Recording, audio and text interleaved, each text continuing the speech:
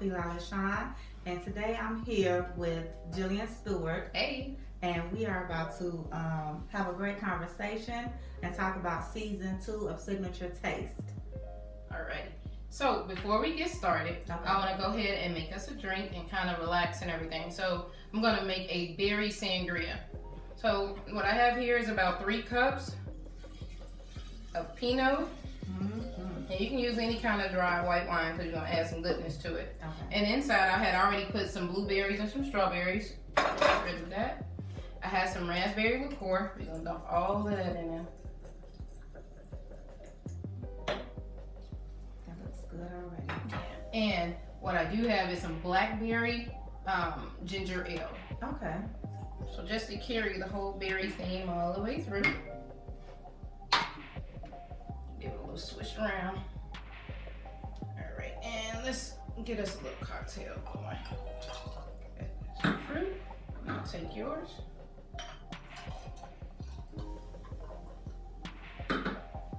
Here we go. And cheers. Cheers. Ooh, that's good. Yeah. That's really good. Dope. All right. I also made a little bruschetta for you. You have your warm crab and garlic bruschetta. You have a lemon bruschetta with some crab and a aioli. You have some garlic spread with a little bit of cucumber and some microgreens, some smoked salmon, and your classic bruschetta. So at any time, just feel free to dig in. I want this to be as, cool as possible. Well, you are a woman of my own heart because I love a bruschetta. Outstanding. And some crab. So yeah, we're about to have a good time. All righty. Okay, so for those who are new to Signature Taste, tell us how the show came about. Well, one of my goals was I always kind of wanted to come on after the Chew, right? Okay. So, and I felt like my show could be something that people can relate to. Okay. I'm not like really big or anything else like that, but the meals that I can prepare they can be on a gourmet scale, they can be for your family, for your friends, and just for you, and just exploring flavors. So, I just want it to be relatable. Well, that's good, yeah, because sometimes you watch some cooking shows and you like, who cooking that? Right. And where? Yeah, so you develop a passion for cooking at the age of 11. Yeah. When I was just trying to think, like, what was I cooking at 11? And the only thing that came to mind was like a grilled cheese and like box cakes. Seriously? I was not, no. My mom wasn't in the kitchen at 11. No. How did you then turn that passion into a business? Well, I've always cooked. And I actually really started cooking way before I was 11 years old. But by 11, I was making whole meals and cooking for people. Okay. And first I would start cooking for like family and friends. Then a couple lounges, so I had certain days with that, and then a couple corporate events, and they just kept going. So this one time I was asked to cook for a corporate event out in Texas. And this particular time I didn't want to just use my name. I didn't want Jelian Stewart on there. I wanted like a brand.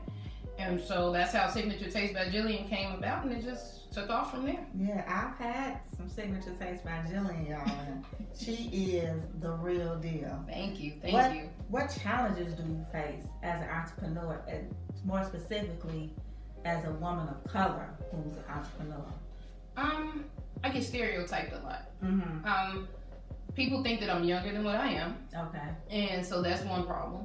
And then the next one is that because I am a woman of color, then I get put in the box of the soul food, right? So it's 90 degrees and they want greens and they want dressing because they feel like that's all that I can do, but they never like really give me a chance.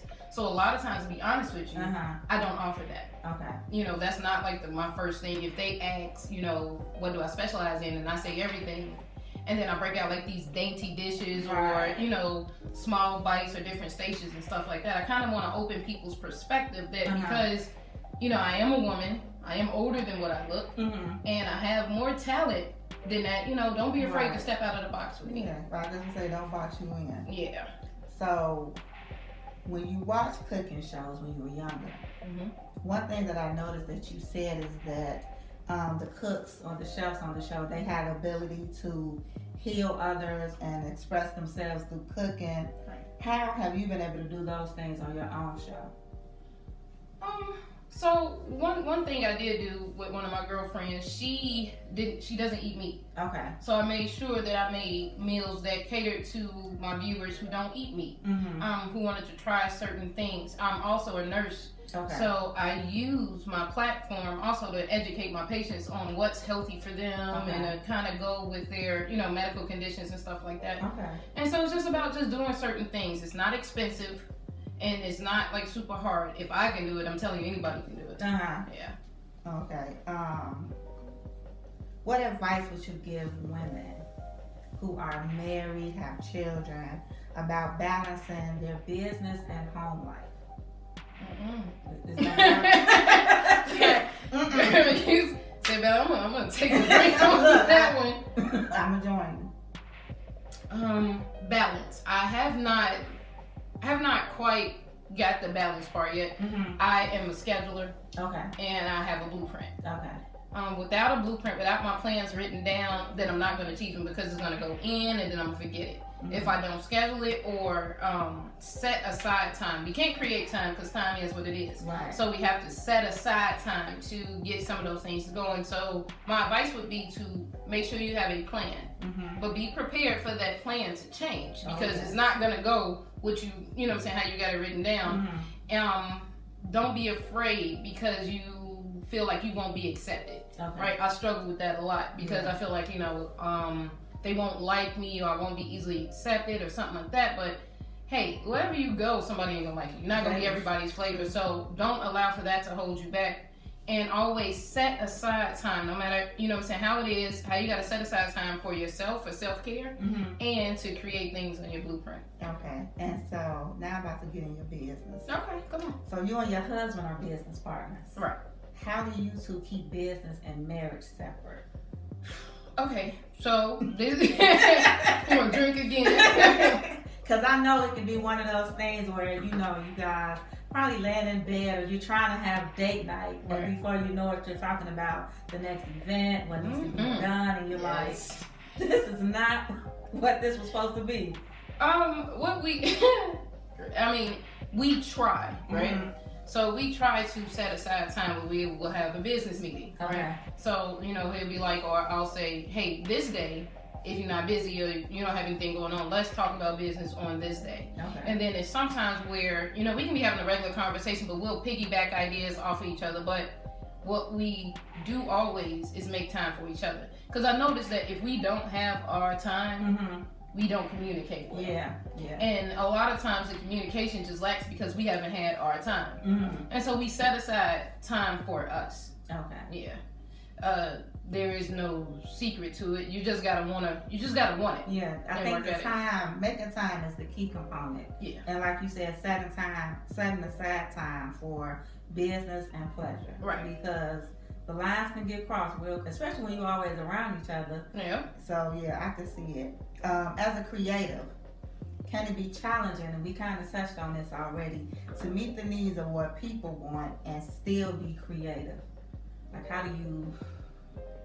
that's why I stopped doing hair. To be honest with you, I did. I was a hairstylist for years prior to, and they took the creativity and the fun out of it. And so I stopped. I still have a few clients right now, but I stopped because I was just like, I'm not able to fulfill it. And sometimes when I'm trying to create with the show and also meet the needs of the viewers and stuff like that, it is difficult. Yeah, it is difficult. But one thing with my network, for all women of color, they allow for me to be me. Okay.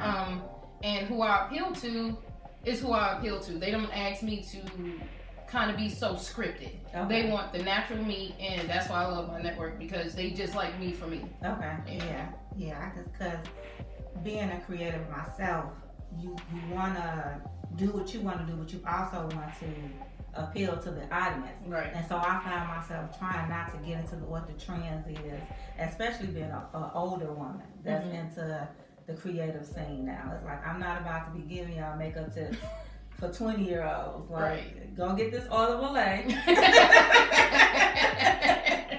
put this on your face. Right, so right. Anti-aging cream is real. I mean, listen, you talk to a Noxema girl, you know what I'm saying? And I'll get to it, I go and then get that thing in Noxema, so I completely understand. Yeah, so I try to make sure that I'm being true to me and true to my creativity and appealing to my audience. Now, I know you. Right. I know you love food, you love to have a good time, you love friends and family. How do you bring that to the show?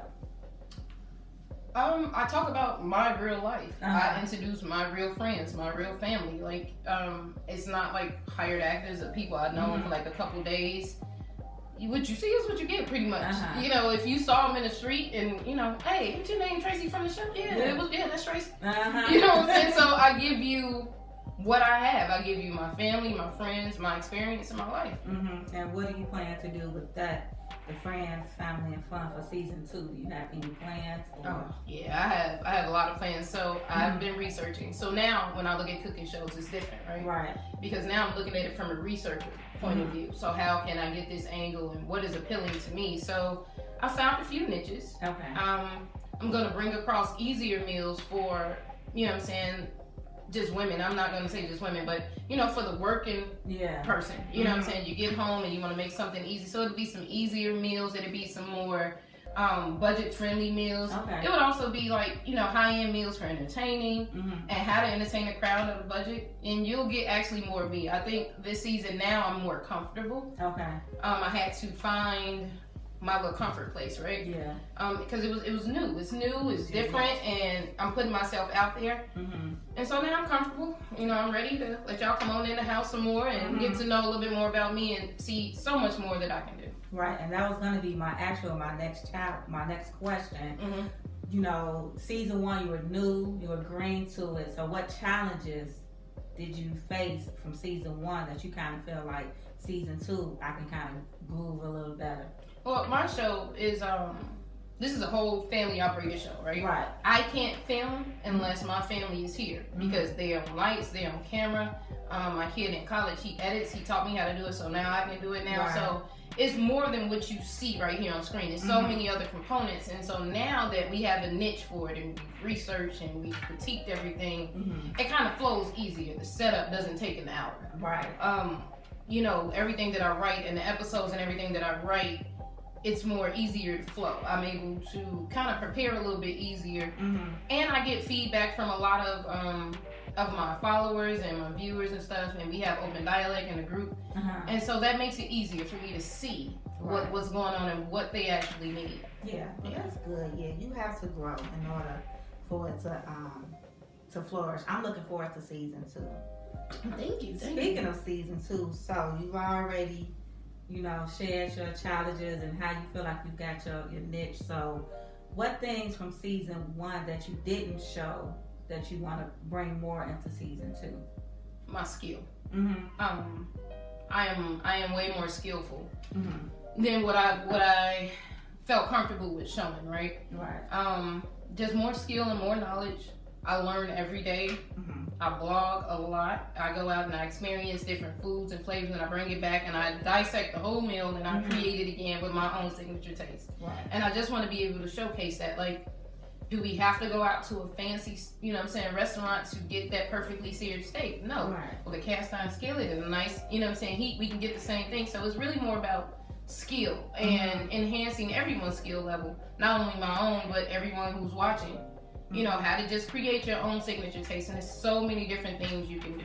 Okay. Yeah, I'm looking forward to that because I find myself, you kind of get in a humdrum of cooking because you cook what you know. Right. You cook, and so you just do the basic stuff. And I'm always, when I go to a recipe, I gotta confess. When I go to a recipe, I'm always looking for the simple, easy version. Like, I don't want to have to cut up a whole bunch of stuff. I don't want to, like, give me the simple version. Like, can I get this in a can? Can I, like... In a can? Yeah, I'm sorry. I know that's like... In a can. Look, I'm coming home from work. I'm just trying to get this meal done. But I do want to expand my palate. So I'm looking forward to that. Yeah. So, last question. Okay. It sounds like season 2 is going to be really good. You're bringing skill. You're going to open us up more to who you are. Let the viewers know why they don't want to miss this show. Listen. You all don't want to miss this show because you get to know a little bit more about not only Jelian as the cook, but as the person, as the wife, as the mother, as the entrepreneur. You get to learn more about my family. You get to learn more about food. So everything that I have been learning and experiencing during my time off, it has been, researching just so I can bring forth a better product for you. My book is in the process of being written, The Recipes of My Life. It will come out this year. Oh, wow. Last year I had to postpone it because I was blessed with the opportunity for the show. And I felt like that would be better for people to get to know me first. And so now that I have more research and data and everything, I'm able to bring you a better product. And the network as a whole gives us so much creative control that they go with us and they push us and they inspire us and encourage us to keep going. So it's not only my show that you have to look forward to. Our network for all women of color, we have so many great things in store. And so, you'll be able to just binge watch everything. So I just want y'all to look out for us and everything that we got going on. And what else you got going on, Miss Lady? You got all these things. You got the YouTube, the blogging, you got the podcast. So I just started the YouTube channel maybe in December. I kind of steered away from it. Like, I wanted to do it. I was doing my blog, and I would be writing blogs on how to do makeup and things, and I was like, I could just get on a camera and do it. Right. And I was like, nah, let's go and just put some pictures up. And then eventually I was like, well, I tried to cheat my way through it, and I said, well, instead of doing YouTube, let's do IGTV. Right. And so, but I have that because I was like, this is not what you want. So eventually I was like, forget it. I was on YouTube. I'm always on YouTube, looking at videos, and I just hit the thing for the settings, create your own channel, and I started. And I do videos every week. It's all about short hair, short relaxed hair. Like I said, I'm for the grown woman, the woman that's 35 and up. I do beauty, hair, fashion, whatever. The podcast, it's been over a year. So that started at a friend's book signing. Really? Yeah, we were at our friend's book signing, and we was like, it was a group of us, and we was like, we need to do something. My friend T that I do the podcast with, she's into travel and social events and things like, Felicia, you could do beauty, and we had another friend, she was gonna do fashion, and our schedules just couldn't work out. And my girl T at the time, her mother was in the hospital having heart surgery, and she was like, I need to do something. Okay. And so we was like, let's get it, let's start it. And we just got together, took some shots, hit the record button, and just started talking, and two chicks talking shit just started off. And the blog, that's been for a while, but I be off and on with the blog, because writing a blog is, you have to be inspired or want to feel like writing. But I started the blog a while ago, and it was actually my cousin who told me to start, because I was putting stuff on Facebook, just writing my thoughts, and she was like, you need to put this stuff in a blog, start a blog. So that's how Feela Speak started, and I kind of changed everything to Feela LaShaun because I want to attract the older, mature woman. Okay. Such as ourselves. Yeah. Spring chickens. No, so not at all. But we look good though. Right, hey, look. So, I want to attract the older one. So I changed the name, I'm rebranding, and I'm looking forward to doing more content, more age-based. Like I said, for the grown woman, beauty, short hair, fashion. My latest video, I purged my closet.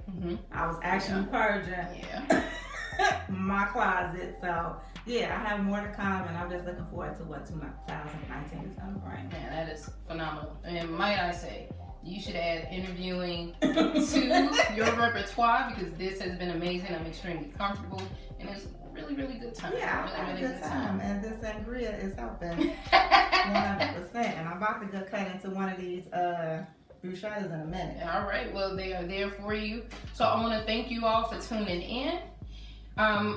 Be sure to just look out for season 2 of Signature Taste by Jelian. Also, be looking out for Miss Feela LaShaun. She has her own YouTube channel. She has a podcast, Two Chicks Talking Shit. You also have her blog, and all the information will be posted at the end of this video. So we thank you for tuning in. See you all next season.